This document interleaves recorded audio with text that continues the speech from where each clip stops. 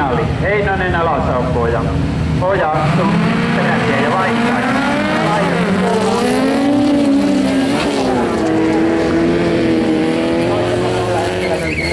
Ja perätie, eli joten urheiluautolle ja kolmantena sitten aika Oja.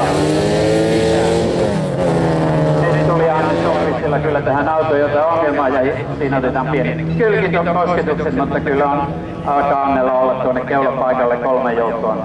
Tuskien taivaan, mutta kilpaillaan jälleen vielä 2,5 kierrosta.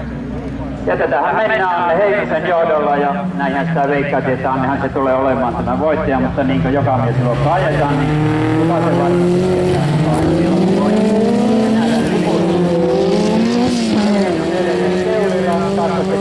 Vaikainen kolmantena.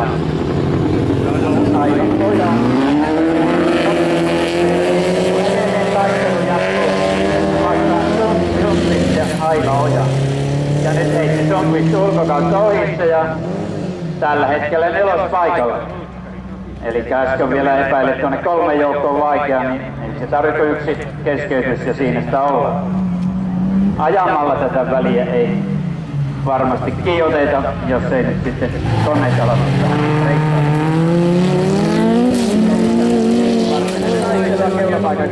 Kyllä se on. Kyllä käy aina kakkospisteelle ja rikeellä, mutta